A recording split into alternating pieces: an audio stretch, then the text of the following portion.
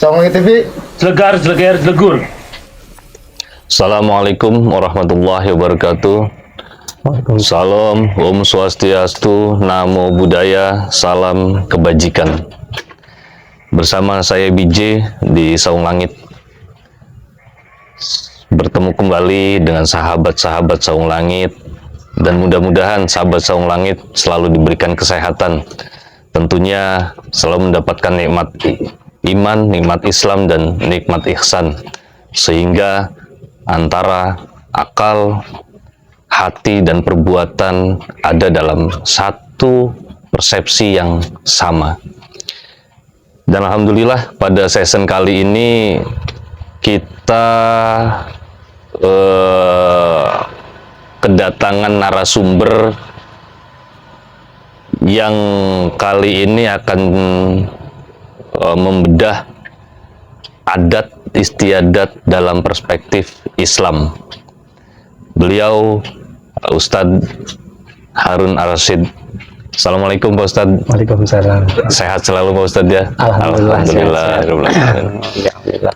Ya, fenomena adat istiadat itu akhir-akhir ini seringkali dibenturkan dengan agama, khususnya di dalam Islam itu tentang kaidah fikih atau terkadang berkaitan juga dengan ketauhidan. Nah, ini yang sekarang itu sering terjadi. Nah, nanti di season kali ini kita akan coba berdiskusi dengan Pak Ustadz yang insya Allah nanti mudah-mudahan kita akan menemukan titik di mana bersinggungan tidak sih antara adat ini dengan kaidah Islam khususnya tentunya. Dan seperti yang kita tahu di adat istiadat kita orang Jawa, Sunda atau Nusantara pada umumnya itu kan memang sangat kental sekali dengan adat dan budayanya ini Pak Ustadz. Seperti salah satu contohnya khususnya di Pulau Jawa itu ada kalau dibilang sebetulnya itu bentuk syukuran ya, atau seringkali disebut kayak nadran, pesta laut, terus selamatan pada saat kelahiran bayi 7 bulan, sampai ada istilah kalau di Cirebon mudun lemah ya. Nah, ini kalau berbicara dari kaidah Islam bertentangan tidak sih sebetulnya Pak Ustadz antara adat-adat yang biasa dilakukan oleh masyarakat dengan hukum Islam itu sendiri? Sebenarnya kalau kita diruntut dari sisi keilmuan terlebih dahulu, sedikit kita mengupas dari sisi keilmuan terlebih dahulu, bahwasanya pada dasarnya Allah menciptakan ilmu di dunia ini terbagi menjadi 3. Ada ilmu kognitif atau pengetahuan biasa, ada juga yang namanya ilmu sains atau ilmu ilmiah yang pembuktian empiris kalau kita bahasakan. Dan satu lagi yang sangat penting adalah ilmu mitos atau mitologi. Dan ketiga model ini, pembagian ilmu secara umum, secara garis besar, ini harus kita pahami dari masing-masing ranah itu. Sehingga ketika kita paham tentang itu, maka tidak akan berbenturan antara kognitif dengan mitologi. Begitu pula mitologi, kognitif, dan sains atau pembuktian ilmiah. Dan ini kebanyakan kenapa misalnya ada sebagian kaum muslimin yang membenturkan ini. Ini persoalannya karena mereka itu tidak atau belum siapnya untuk belajar bagaimana membedakan syariat dengan syiar. Sehingga ketika ini dikaitkan antara syiar dan syariat disatukan dan dia tidak bisa memilah dan memilih, maka dia langsung menjudge sesuatu ini nggak boleh nih, zaman nabinya nggak ada, gitu kan. Gitu. Nah, makanya kita belajar dari sisi yang ini nih, bagaimana kita pertamanya ini memisahkan antara syariat dengan syiar itu sendiri.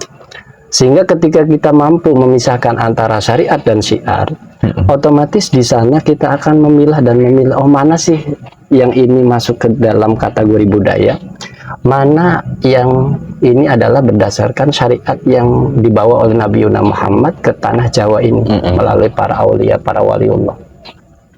Nah, kalau kita sudah bisa membedakan hal ini, otomatis di sana kita menjadi pribadi yang santun di dalam menyikapi hal ini. Karena dalam persoalannya, di tengah-tengah masyarakat itu taunya instan. Betul. Apa-apa instan dan tidak mau berpikir yang macam-macam, yang nego-nego. Otomatis apa yang dia dapat itu yang dia telan. Gitu. Nah, yang lebih parahnya lagi nih, orang-orang yang mumpuni dalam berpikir, mereka itu tidak berpikir kritis. Dia nggak mau menggali nih mana nih syariat, sehingga ketika memang dia memasukkan syariat dalam konteks adat, maka mau tidak mau mereka akan menyalahkan. Tapi kalau mereka itu tahu, oh ini syariat nih, ini adat, otomatis dia akan paham betul. Karena ayat Allah itu kan ada misalnya di salah satu ayat Al-Quran yang berbunyi misalnya di sana dikatakan inna khalaqnakum min dzakarin wa untha.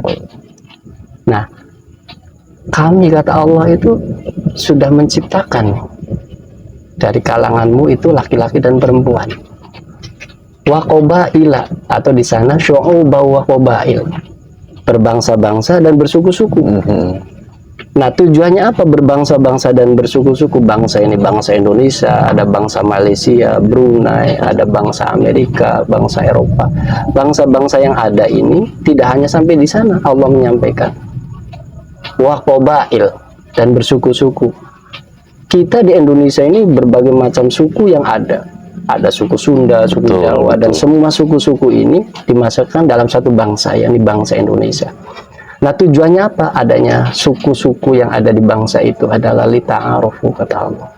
Jadi kalau kita sebagai seorang muslim kemudian tadi mendikotomikan hal-hal yang tadi kaitannya dengan adat, berarti secara tidak langsung kita mengingkari ayat ini. Yang Allah sendiri sudah mempetakan membagi dengan bangsa dan suku, kemudian tujuannya apa? Lita'arufu, untuk mengenal. Tapi kenapa kita nggak mau mengenal? Nah, sehingga ketika kita nggak mau mengenal, berarti kita sudah menyalahi aturan Allah itu sendiri. Nah, sementara di ayat lain misalnya di Al-Baqarah, nah di surat Al-Baqarah dikatakan bahwasanya ayat 29 itu misalnya kata Allah di sana dikatakan inna huwallazi, bahasanya huwallazi. Nah, huwallazi khalaqalakum ma fil ardi jami'an. Dialah Allah yang telah menciptakan apa yang ada di bumi ini. Untuk siapa? Lakum, untuk kalian semua. Nah, ketika sudah untuk kalian semua nih, apakah separuh, apakah setengah? Nah, ternyata di sana jami'an katanya. Kata Allah, jami'an itu artinya keseluruhan, semuanya untuk kita. Jadi apapun bentuknya, kemudian di sini kita sebagai manusia, kemudian kita punya kekayaan budaya lokal ataupun yang terakumulasi dari beberapa budaya yang lain, kemudian masuk dalam satu tatanan, maka mau tidak mau kita ini diharapkan menjadi pribadi yang santun, yang mengerti betul tentang ayat yang pertama tadi disebutkan, sehingga dikombin dengan ayat bahwasanya kata jami'an itu adalah untuk kita semua. Sehingga dalam pelaksanaannya bagaimana kita bisa menerima adat, bagaimana kita bisa menerima perbedaan itu, karena Allah sudah menciptakan berbangsa-bangsa dan qabail, bersuku-suku. Makanya kita sebagai bangsa yang arif, yang bijaksana, yang mengerti betul tentang syariat, mestinya kita harus paham mana ini adat, mana ini syariat, mana ini syariat yang harus dimasukkan ke adat, mana adat yang tidak boleh berbenturan dengan syariat, kan gitu. Betul. Nah itu. Jadi itu di sana. Makanya kita harus pandai-pandai menelaah hal ini. Karena apa? Karena kalau kita nggak mampu menelaah ini, ujung-ujungnya adalah kita tidak akan menerima adat nanti. Tapi kalau kitanya tahu, insya Allah adat ini tidak akan bertentangan. Tidak akan bertentangan dengan syariat. Karena sarana yang dipakai dalam menyebarkan syariat adalah melalui adat. Gitu. Jadi kalau dilihat dari ayat yang pertama tadi disampaikan, itu adalah sebetulnya salah satu konsep rahmatan lil alamin untuk Islam itu sendiri sebetulnya. Betul, Pak. betul. Jadi sebenarnya tidak bisa dipisahkan lah ya, karena Allah sendiri sudah memberitahukan di ayat-ayat tertentu bahwa manusia itu diciptakan bersuku-suku, berbangsa-bangsa, bahkan berbagai macam warna kulit dengan perbedaan-perbedaan tentunya. Betul, betul. Dan di situ pula sebetulnya sudah jelaskan bahwa setiap manusia yang mempunyai bangsa-bangsa yang berbeda ini tentunya mempunyai adat dan kebiasaan masing-masing.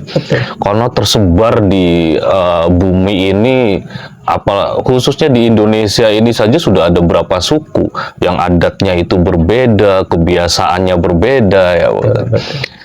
Nah, jadi sebetulnya kalau kita ambil kesimpulan, tidak ada lah ya bertabrakan atau bersinggungan antara adat dan secara kaidah keislaman itu sendiri, Pak Ustadz ya. Tidak ada. Jadi sebenarnya tidak ada bersinggungan antara misalnya antara adat dengan syariat, itu tidak ada sebenarnya.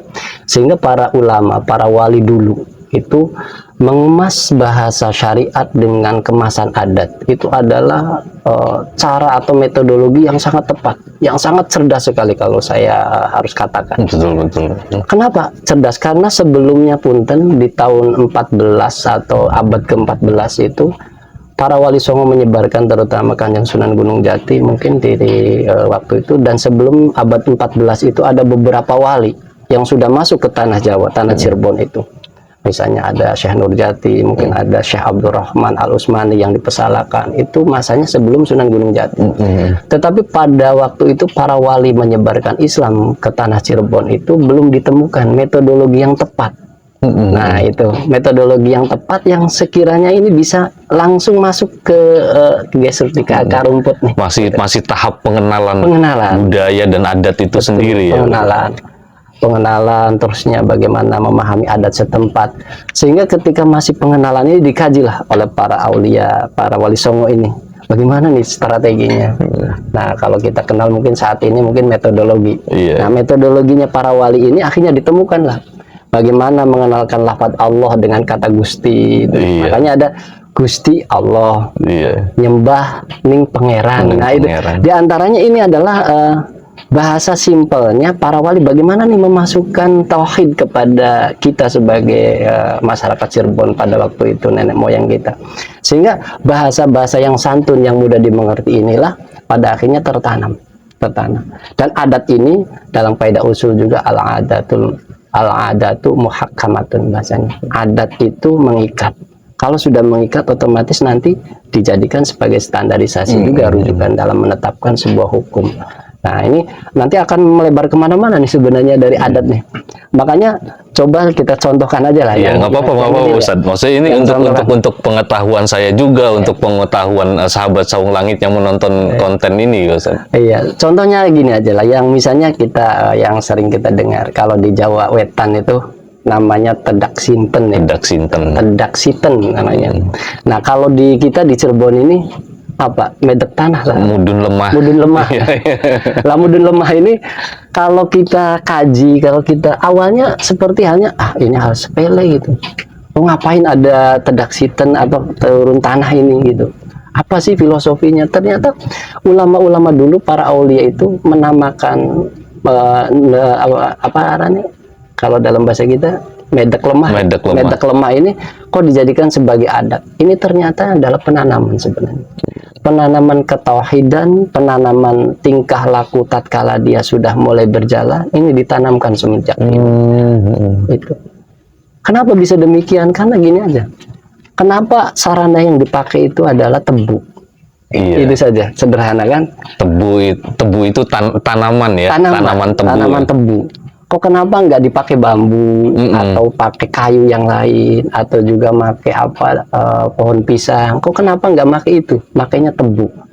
Ternyata para aulia itu punya metode khusus. Bagaimana kok yang dijadikan simbol itu tebu? Ternyata tebu itu kan singkatan. tebu itu antebe kolbu. Masya Allah. Kan? Luar biasa ya. Antebe kolbu. Berarti kalau itu yang ditanamkan di awal anak mau bisa jalan, ini itu adalah sudah penanaman yang sangat istimewa. Karena dakwah Rasulullah sendiri tatkala di Mekah adalah tauhid. Allah tanam Rasulullah di Mekah itu adalah di sana memperkuat tauhid. Dan ketika memang sudah kuat tauhidnya, maka Allah limpahkan atau Allah pindahkan Rasulullah ke Madinah. Dalam rangka apa? Memperkuat tauhid itu dengan amaliyah dan muasyarah bil ma'ruf, muasyarah dengan para tokoh, para agama, para cendekiawan yang ada di Madinah. Sehingga ketika Nabi di Madinah pun di sana setelah penanaman tauhid itu udah jelas, maka di sana baru dakwah muamalahnya. Nah, makanya toleransi antar umat beragama tercermin pada jiwa Rasul tatkala ada di Madinah, karena di sana ada Yahudi, ada Nasrani. Dan kembali lagi ke tadi mengenai tebu. Nah, ketika tebu ini ditanam antebe kolbu, berarti keyakinan yang diutamakan ini. Allah memerintahkan kepada Nabi Yuna Muhammad untuk menanamkan sallallahu alaihi. Nah, menanamkan itu di Mekah.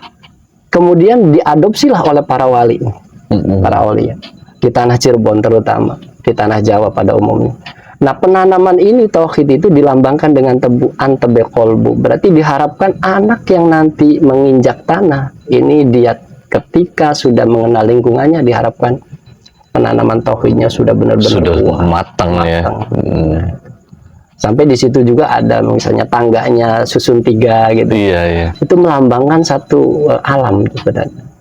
Ki, Cung, kalau bahasa kita ini Dek, kamu nih sebentar lagi mau berjalan nih. Tapi kamu tanamkan dulu hati kamu menjadi pribadi yang kuat secara tauhidnya. Satu itu. Kemudian setelah itu dikasih tahu juga, Cung, Nok, kalau bahasa kitanya, Dek, kamu itu sudah mengalami beberapa fase. Dan ini juga nanti sebagai yang tibar juga buat kita yang mengikuti acara itu. Tangga pertama dikenalkan bahwasanya kita dulu hidup di alam roh. Kemudian tangga kedua itu kita hidup di alam kandungan. Yang ketiga, kita hidup di alam dunia. Ketika 3 fase ini yang dikenalkan, ini sesuai dengan tuntunan Nabi Yuna Muhammad juga. Bahwasanya kita lahir, sebelum lahir ini memang kita sudah dicatat di Lauh Mahfuz sana, bahwasanya kita sudah dicatat sebagai hamba Allah yang akan diturunkan ke dunia sebagai khalifah. Nah, kemudian di alam kandungan ini Allah didik gembleng. Kita digembleng, dimasukin di sana, sehingga di salah satu hadis kan, inna hadakum yajma'u fi batni ummi arba'ina yauman, kan di situ. Nah, bahwasanya salah satu di antara kita atau kita ini ketika sudah dikumpulkan dalam perut ibu kita itu selama 40 hari itu masih berupa apa itu? Nutfah. 40 hari berupa nutfah. Kemudian 40 hari berupa mudghah. Alaqah dulu ya, alaqah. Alaqah itu berupa daging, berupa darah kempal. Setelah 40 hari kemudian baru mudghah berupa daging. 40 berarti kan 120 hari. 120 hari itu sama dengan 4 bulan ya, 4 bulan. Nah, ini 1 bulannya 30 hari. Kalau kita berbicara tentang ini, kenapa ada 4 bulanan nih? Maaf dipotong nih Pak Ustadz. Nah, ini salah satu penjelasan Pak Ustadz ini adalah salah satu filosofi dari lukisan yang ada di Saung Langit ini. Salah satunya itu Pak Ustadz. Jadi Pak Ustadz sudah menjelaskan filosofi lengkap tentang bayi yang di dalam kandungan ini. Terima kasih Pak Ustadz. Monggo dilanjutkan. Nah, itu sehingga ketika bayi ini sudah berusia 4 bulan, maka kita, kenapa orang Jawa, orang Cirebon itu ada 4 bulanan, ngupati istilahnya, ngupati.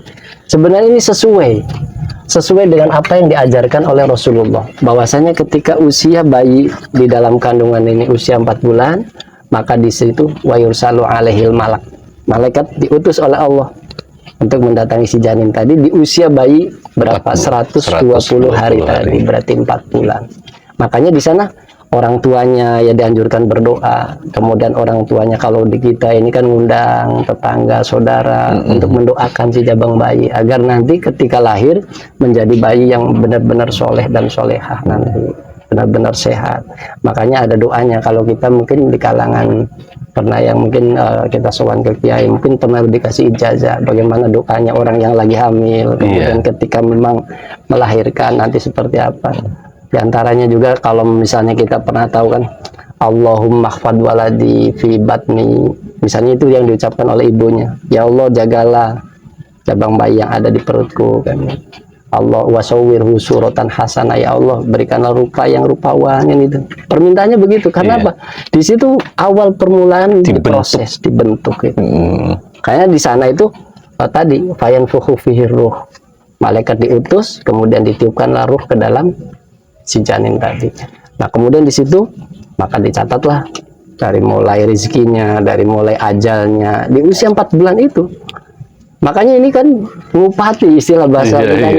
Ini orang Cirebon sudah menjalankan syariat lebih dulu. Masya Allah. Jadi disampaikan oleh para waliullah itu, adat ini dijadikan sebuah media dakwah. Media dakwah, betul. Dengan metodologi seperti itu, akhirnya masyarakat bisa menerima pendidikan tauhid di awal Islam itu masuk gitu. Betul. Masya Allah, luar biasa. Ini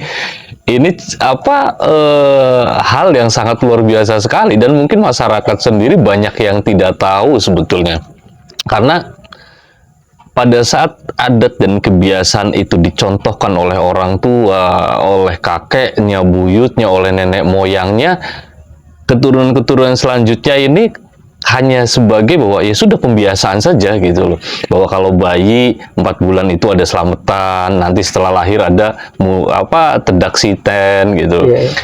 Jadi ternyata ini ada filosofi di balik semua ritual-ritual yang dilakukan oleh orang Jawa ataupun Sunda pada khususnya gitu loh. Ini sangat luar biasa sekali, Masya Allah. Jarang sekali didapatkan ini penjelasan-penjelasan seperti ini. Ya sebenarnya masih banyak kesempatan kita untuk menggali potensi yang ada di Cirebon ini sebenarnya, dari adat istiadat yang mungkin sudah ada, sudah berjalan itu. Sehingga saya juga miris kalau misalnya ada orang mengatakan ini ajaran para wali ini nggak sesuai dengan syariat. Dari sisi mana nggak sesuainya tuh? Betul. Dia tahu nggak, paham nggak nih? Kalau hanya dia bilang kembali kepada Al-Quran, kembali kepada hadis gitu, sementara dia sendiri nggak paham tentang Al-Quran, tentang hadis. Nah terus sisi mana yang ditentang gitu? Artinya yang bertentangan dengan Al-Quran dan hadis itu sendiri.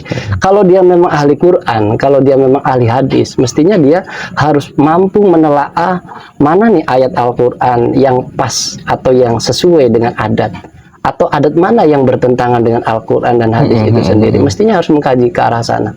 Tapi selama kita itu tidak menemukan itu, maka kita jangan sekali-kali ngecap tradisi, ngecap adat yang sudah ditelurkan oleh para auliaillah itu sebagai ajaran yang tidak sesuai dengan syariat. Ini sangat naif sekali. Betul.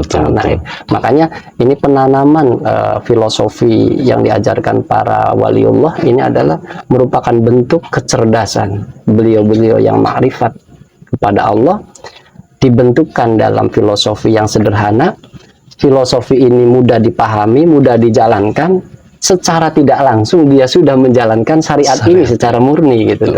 Nah itu. Nah ini tapi orang ini kadang nggak berpikir ke arah sana. Yang sudah dilakukan oleh orang-orang terdahulu dilakukan oleh kita nih. Tapi kita kadang nggak tahu apa sih sandarannya, apa sih sebenarnya ini sesuai enggak dengan Al-Quran, dengan hadis. Ternyata setelah digali lebih rinci dan kita tahu betul Al-Qurannya, hadisnya, ini ternyata tidak ada yang menyimpang, tidak ada. Makanya boleh dibuktikan secara ilmiah. Makanya tadi saya kembali ke awal tadi, ilmu Allah itu pada dasarnya di dunia ini terbagi menjadi 3 tadi, kognitif, terusnya tadi sains atau ilmiah, kemudian mitologi. Nah kalau ketiga-tiganya dikombin, ini akan memunculkan satu pemikiran yang dibuktikan secara empiris, ya ini tadi secara ilmu sains tadi. Boleh misalnya kita mau membuktikan sesuatu, apakah benar nih antara agama, pengetahuan dengan pembuktian empiris ini ada? Mungkin dulu pernah ada cerita, mungkin ada artikel, di salah satu artikel saya pernah baca, itu ada ilmuwan Jepang. Ilmuwan Jepang itu meneliti ada air yang dibaca mantra, istilah orang sana mantra. Iya. bener nggak nih katanya mantra ini, orang yang kalau misalnya kita membaca doa di air putih kemudian dijadikan media pengobatan, diteliti sama orang Jepang. Benar nggak kalau memang air ini benar-benar punya daya, punya magic misalnya, dibuktikan secara ilmiah. Nah, otomatis si orang Jepang tadi menyodorkan 2 air minum yang sama-sama gelasnya, disodorkan, minta dibacain doa. Nah, menurut mereka mungkin mantra, kalau menurut kita adalah doa. Dibacain doa. Yang satu dibacain doa, yang satunya tidak dibacain. Dengan khusyuk otomatis doanya ini bukan hanya sekedar doa biasa. Nah, ini memang kalau di kita mungkin al-hikmah bidangnya. Nah, setelah dibaca itu ternyata di situ air itu sudah selesai. Yang ini enggak, yang ini dibacain doa. Dia sama-sama dua-duanya dimasukkan ke freezer. Ke freezer. Nah, dia pengen membuktikan apa yang terjadi. Nah, sekarang saya tanya, kira-kira yang lebih dulu membeku itu yang dikasih doa ataupun yang tidak nih kira-kira? Yang tidak. Lebih cepat membeku. Yang tidak. Nah, sekarang tadi ilmuwan Jepang tadi masukkanlah dalam freezer dalam sekian jam. Ternyata dikeluarkan lagi, itu yang satunya sudah agak membeku, yang satunya belum. Dipaksakan, dimasukkan lagi. Nah, akhirnya dalam sekian jam, kesimpulannya sudah membeku, sama-sama dikeluarkanlah. Sama-sama membeku. Nah, setelah diamati, diteliti, kira-kira ada perbedaan nggak kira-kira dari pembekuan tadi? Ada pastinya. Ada. Nah, kalau memang ada, itu sangat betul sekali. Ternyata perbedaan tekstur yang ada di air tadi, yang tidak ada mantranya ini atau yang tidak ada doanya ini landai biasa, tetapi yang ada tadi bacaan doanya ini ada teksturnya. Kenapa demikian?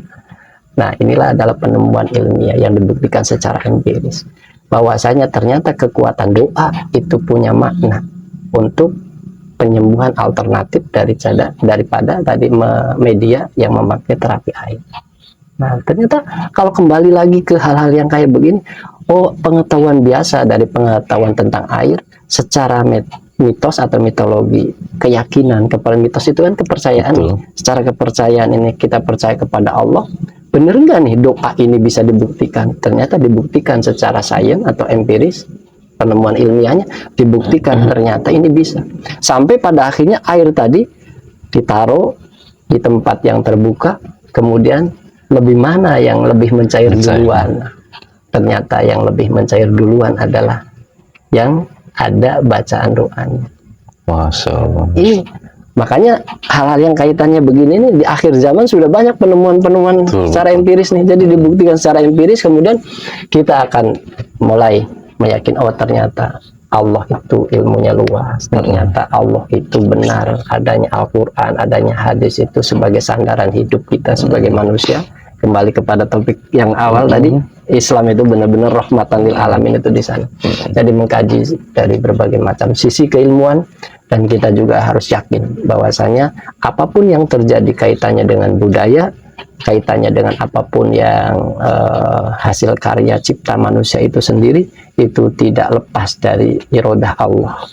Dan ini adalah hukum kausalitas. Ketika kita berbuat ada akibat, dan akibat yang kita timbulkan adalah bagian daripada pemahaman kita tentang syariat itu sendiri. Sehingga jangan ada kata-kata lagi di kalangan kita sebagai generasi muslim, berbenturannya antara adat dengan syariat ini. Kalau kita menemukan itu berarti belum mampunya kita mengakses ke arah sana. Makanya kita boleh gali dari mulai awal peradaban Islam yang ada di Cirebon, adat apa saja silahkan digali. Mana yang bertentangan? Kenapa ulama-ulama Cirebon itu tidak bereaksi dengan adat itu, artinya tetap melestarikan? Karena beliau adalah orang-orang alim yang mengerti betul mana ini sesuai dengan Al-Quran, sesuai dengan hadis. Mereka tahu betul, makanya nggak pernah mempertentangkan. Yang mempertentangkan itu biasanya orang-orang yang tidak mengerti tentang Islam itu sendiri. Nah, jadi menafsirkan atau memaknai hadis atau terjemahan Al-Quran itu dengan sempit ya Ustaz ya? Iya, dengan sempit. Bahkan ini diriwayat dari Sa'ad bin Abi Waqqas, itu di hadis Bukhari dan hadis Muslim. Ada bunyi hadis kurang lebih begini, Mudah-mudahan saya masih ingat punya hadisnya nih. Insyaallah, insyaallah. Inna a'doma, nah, inna a'domal muslimina jurman. Nah ini, sesungguhnya keburukan, kerusakan yang terparah. Nah ini, a'dom kan terparah nih, terparah bagi kaum muslimin itu apa? Man sa'ala min syai'in, orang yang bertanya tentang sesuatu, lam yuharram, yang tidak diharamkan sesuatu itu, tapi ditanyakan. Oh sih begini nih, salah, begini ini nggak ada di zaman Rasulnya. Padahal ini kita belum mengkaji. Iya, Pada saat dia sudah mengharamkan duluan, sudah menjatuhkan hukum. sudah menjatuhkan hukum. Seolah-olah dia yang punya hukum akhirnya. Seolah-olah dia yang punya hukum. Nah, ini, sementara di sana falayah rumfi, tidak ada keharaman di dalam itu. Nah, dia menanyakan sesuatu yang memang ini kata hadis tadi itu dari Sa'ad bin Abi Waqqas, Rasulullah menyampaikan demikian. Inna a'domal muslimina jurman.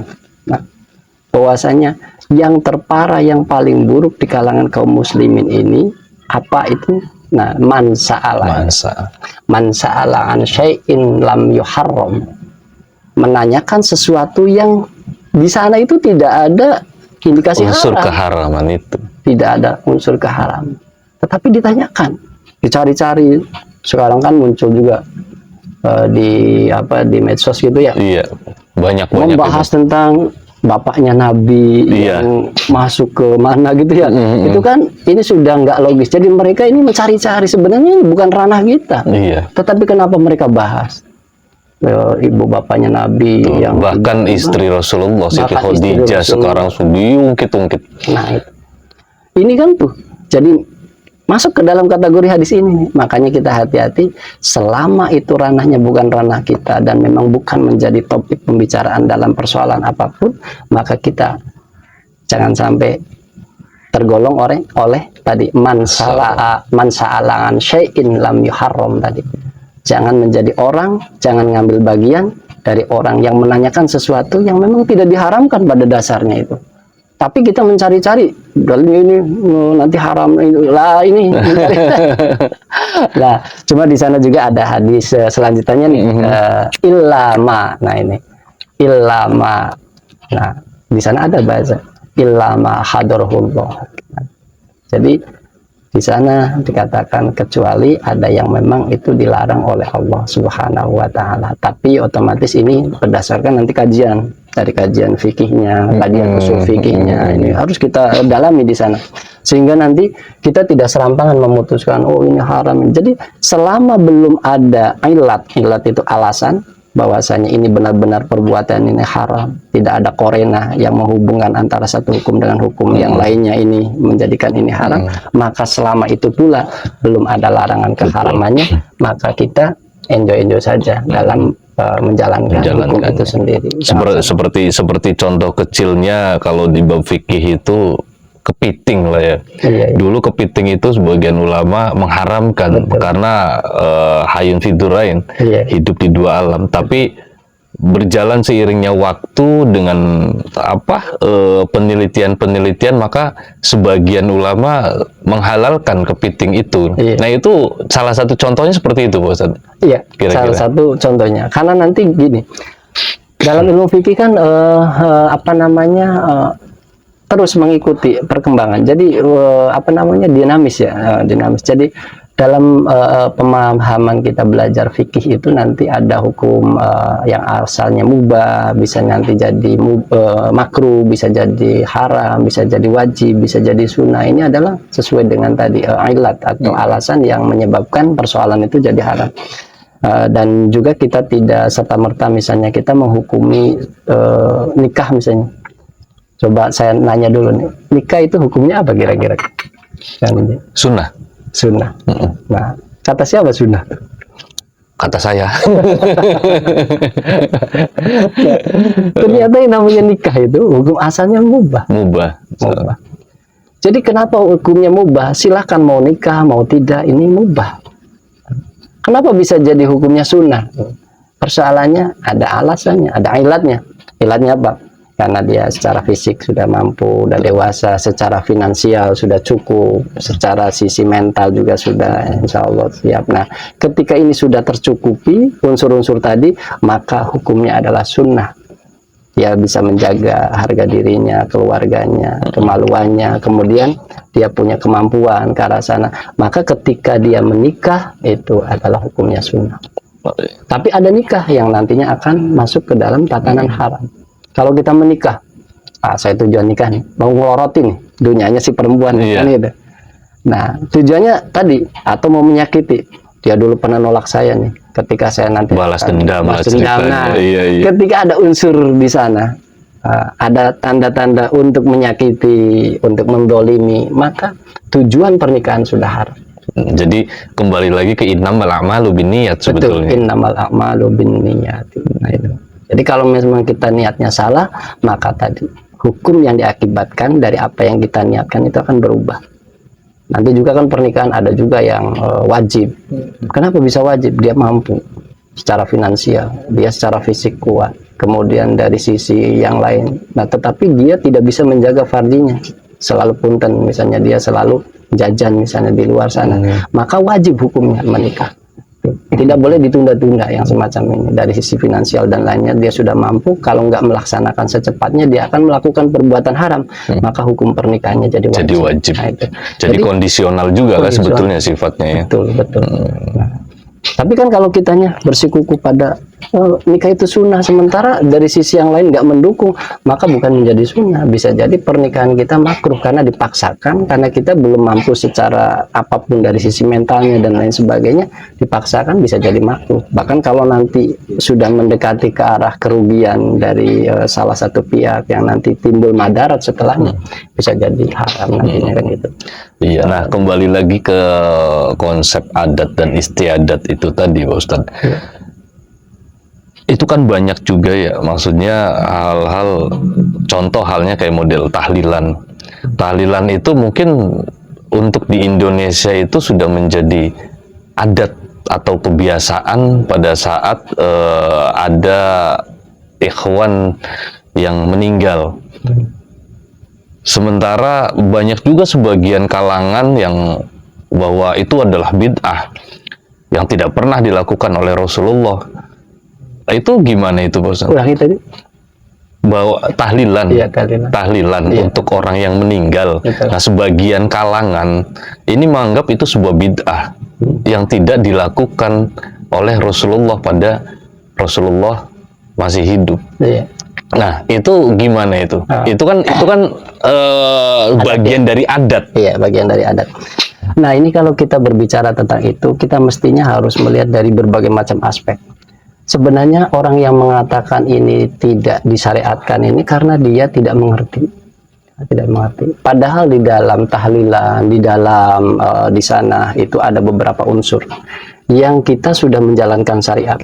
Yang pertama, bahwasanya kehadiran kita di malam itu setelah kematian di hari pertama itu adalah merupakan takziah. Takziah itu adalah menghibur keluarga mayit. Ini diperintahkan tidak? Diperintahkan oleh Rasulullah.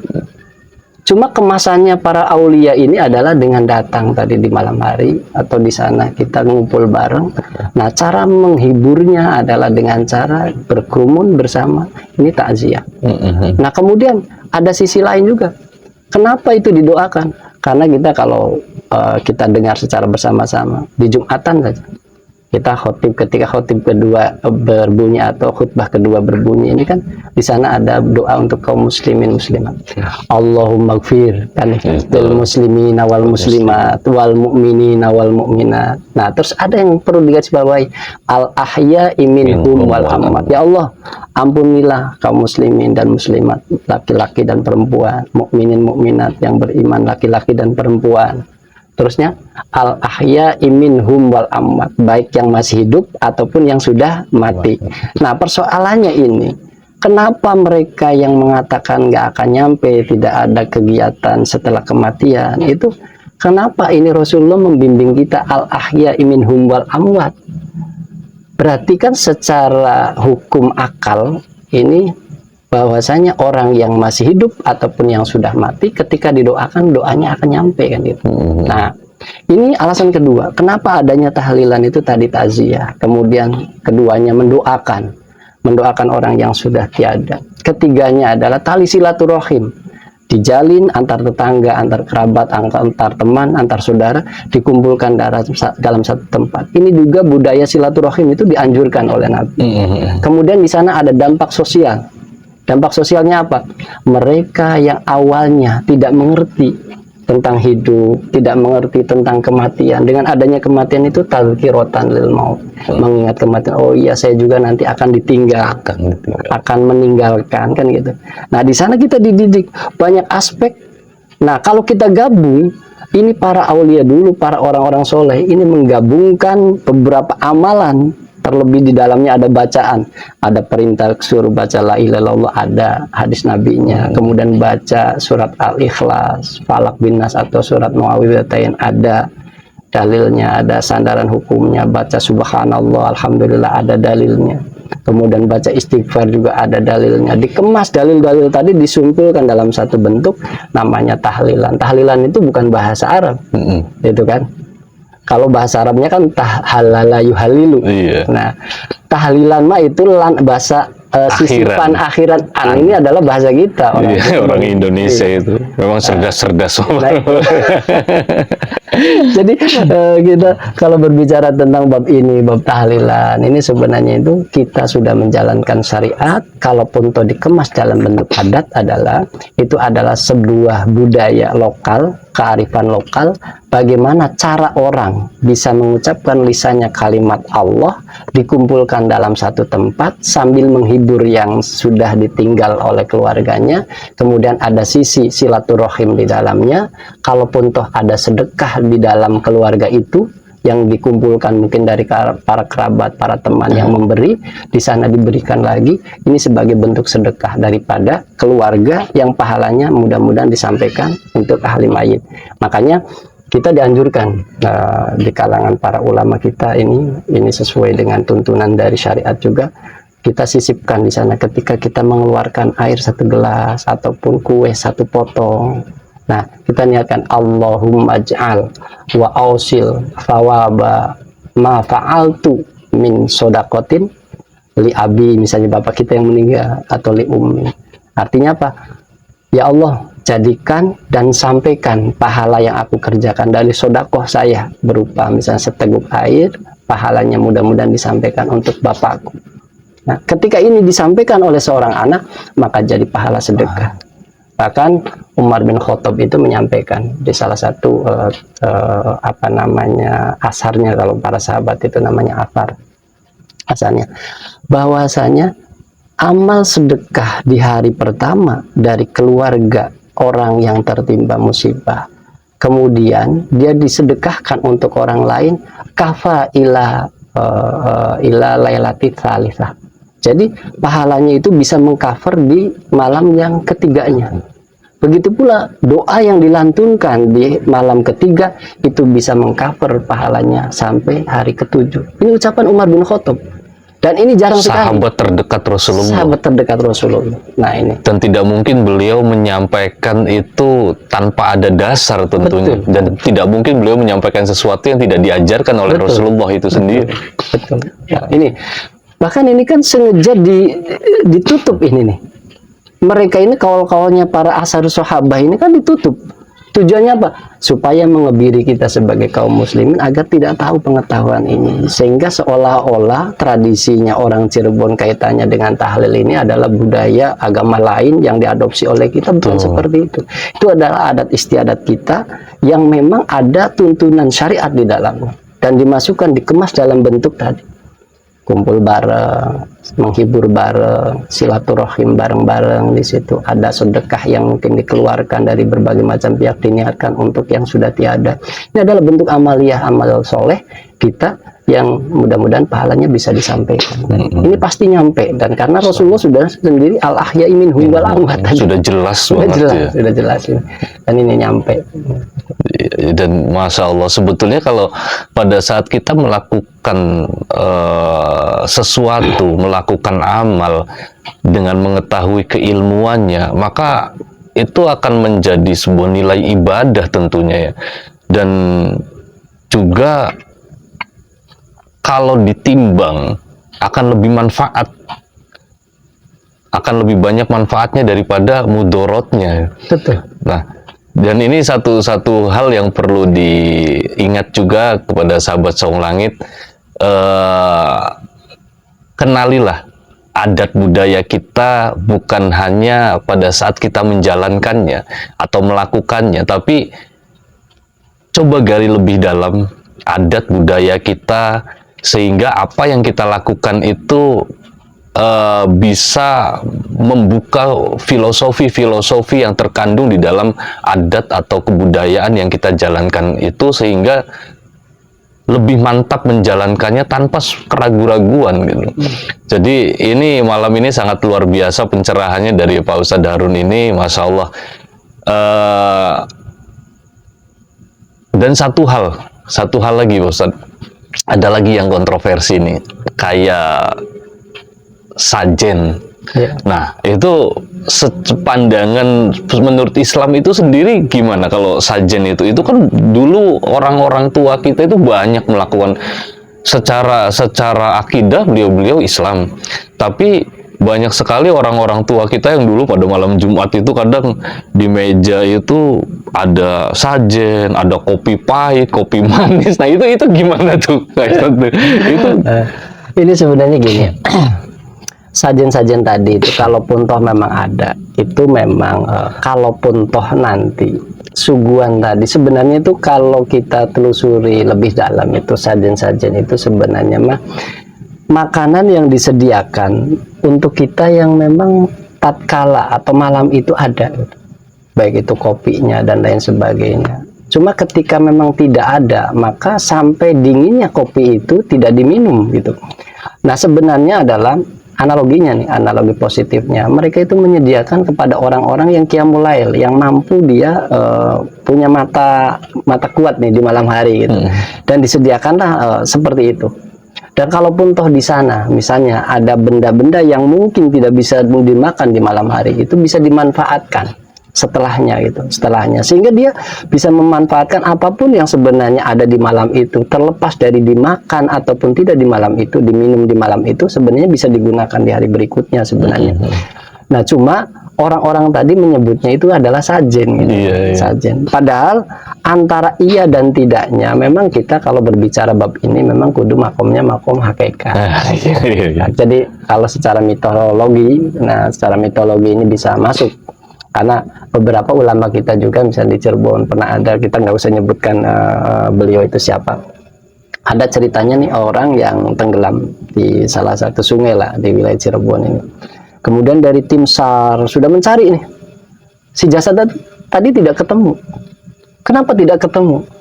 Secara nyata, kasat mata ini kan susah ditemukan nih. Iya. Dicari ke sana kemari di lokasi itu sampai merambah ke tempat lain, nggak ketemu. Gilirannya yang ahli hikmah tadi, seorang guru besar, ulama juga, santrinya banyak. Beliau cuma memerintah, punten minta kopi, punten minta ada beberapa hal yang disiapkan. Setelah itu beliau yang minta kepada Allah, tetap ya Allah temukanlah orang ini. Ternyata dalam hitungan yang tidak lama, tim SAR itu mencari lagi, ada orang itu di sana. Pertanyaannya secara kognitif nih. Secara kognitif ini pengetahuan bahwasanya orang ini hilang kan gitu. Orang ini hilang, susah ditemukan. Secara kognitif ini tidak bisa ditemukan. Tapi kita ingat topik yang awal tadi, bahwasanya ilmu dibagi tiga, secara mitologis, secara ilmu hakikat. Nah, ini bisa ditemukan. Makanya ini dikomben nih, antara ilmu kognitif dengan ilmu mitologinya. Dengan mitologi yang ada, kemudian setelah dikomben, ternyata dengan sarana itu, dengan memohon kepada Allah, memang ada makhluk Allah yang lain yang tidak kasat mata, yang memang dia mempengaruhi. Makanya di dalam surat Muawwidzatain, di dalam surat An-Nas ya.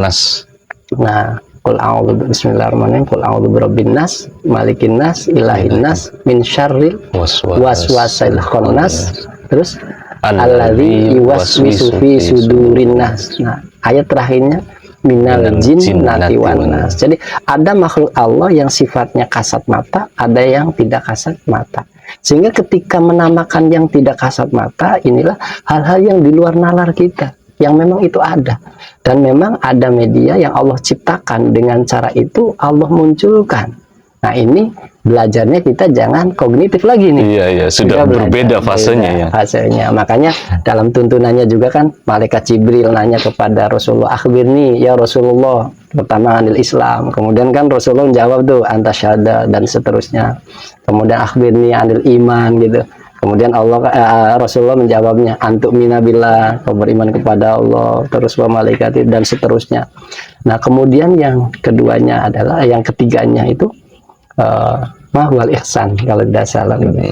Terusnya anta budallah ka'annaka taroh fa illam takun taroh fa innahu yarah. Ini penanaman hakikat. Sebenarnya.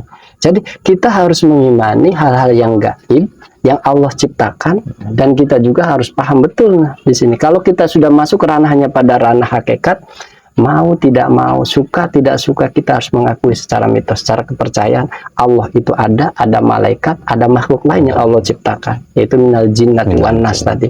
Dan bagaimana caranya? Ya kita tanyanya jangan ke kognitif.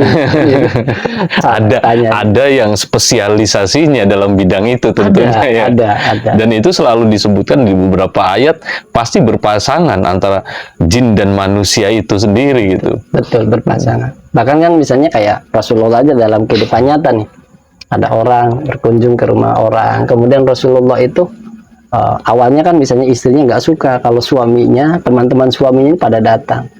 Komplainnya Rasulullah, kenapa sih Pak tamu itu pada datang? Saya kalau orang Sunda saya riuh dengan merasa kedatangan terganggu gitu ya. Terus Rasulullah menjelaskan, lihatlah setelah tamu itu datang, apa yang mereka bawa? Ternyata kotoran-kotoran yang ada di rumahnya si sahabat A tadi dengan istrinya itu dibawa oleh. Nah, mereka mengikuti. Ternyata ini secara kasat mata, secara hakikat itu Allah membukakan mata batinnya basirohnya tadi, si ibu tadi, si sahabat perempuan tadi, untuk bisa melihat secara jelas. Ini secara hakikatnya nih. Nah, secara kasat mata nggak kelihatan. Dan itu hikayatnya ada, hikayatnya ada.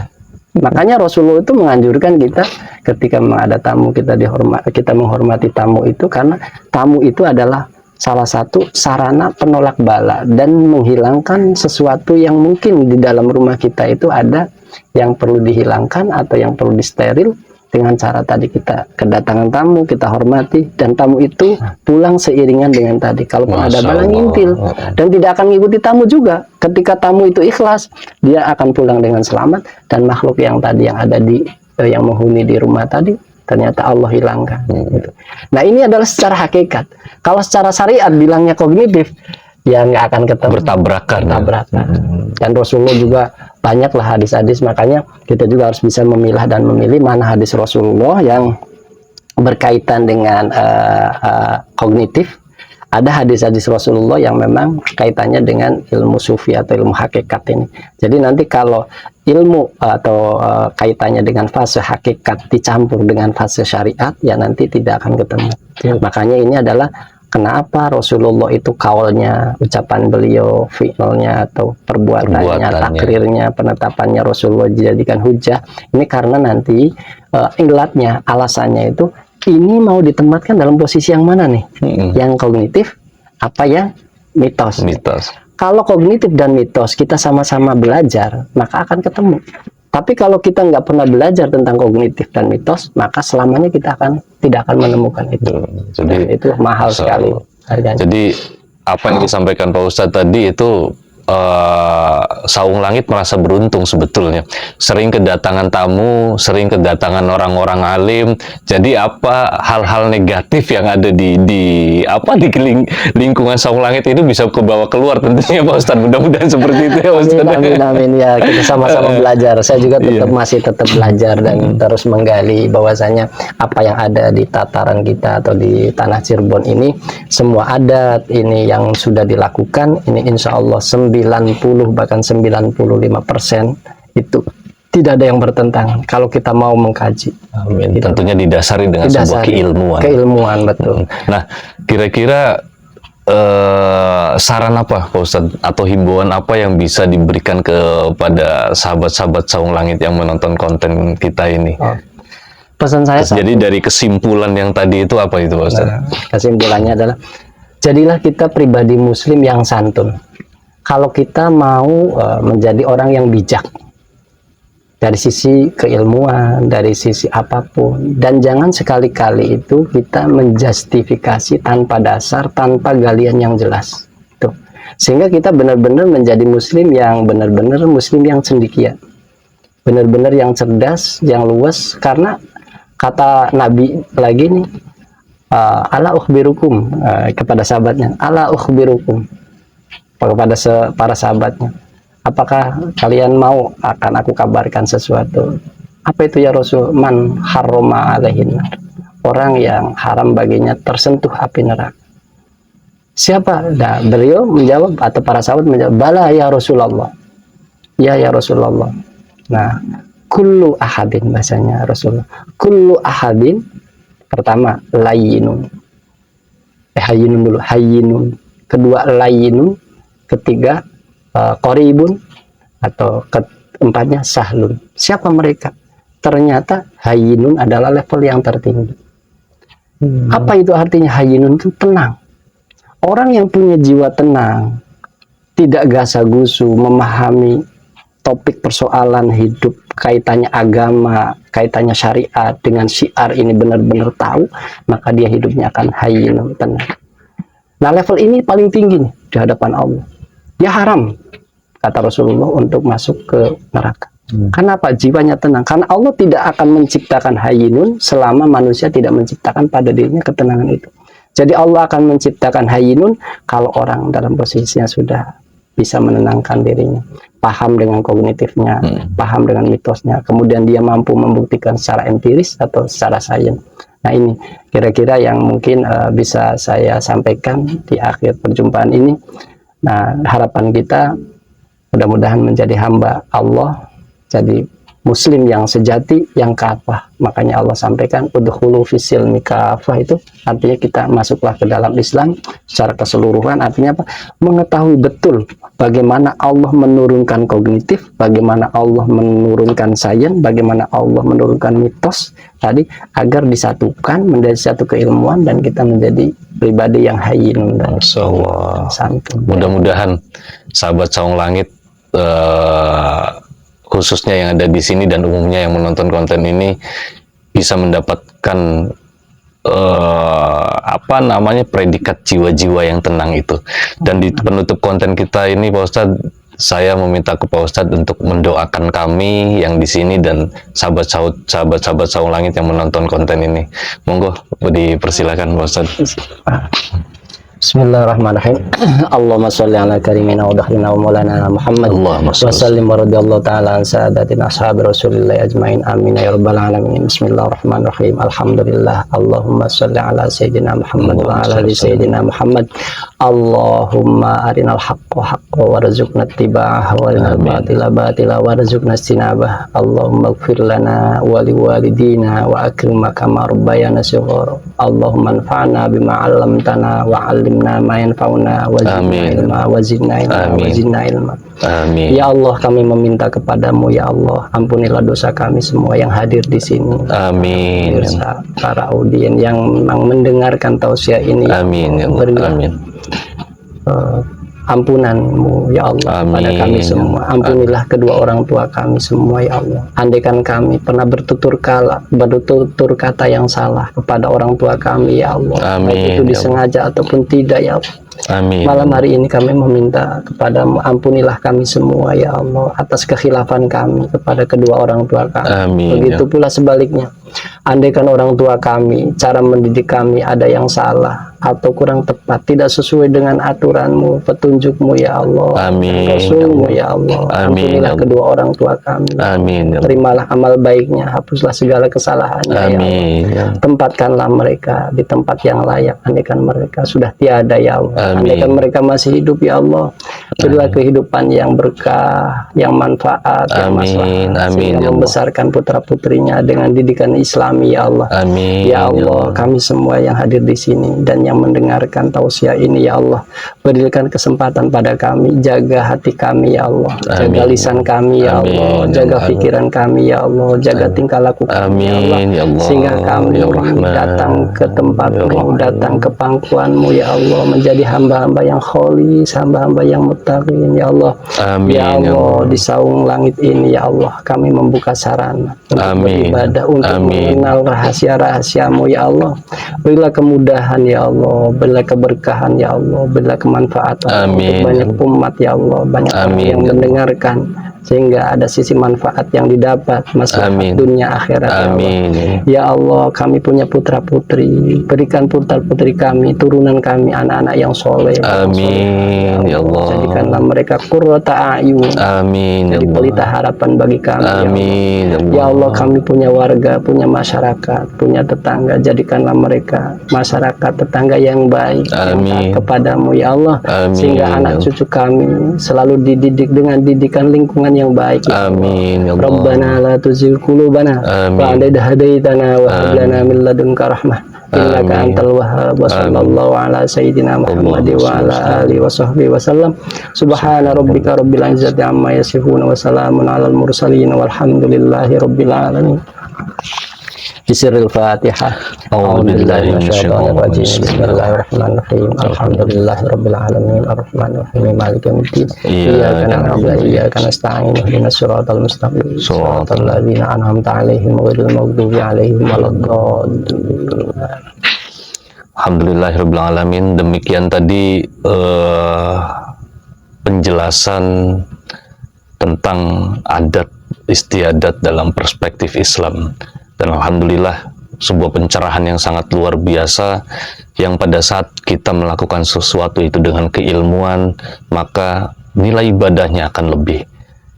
Dan mudah-mudahan masyarakat semakin terbuka untuk terus menggali sebuah keilmuan, untuk terus mencari ilmu, sehingga kita tidak hidup dalam sebuah kebodohan.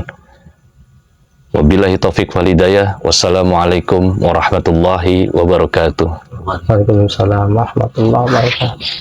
Alhamdulillah. Close. Jegur. Matur nuwun. Alhamdulillah.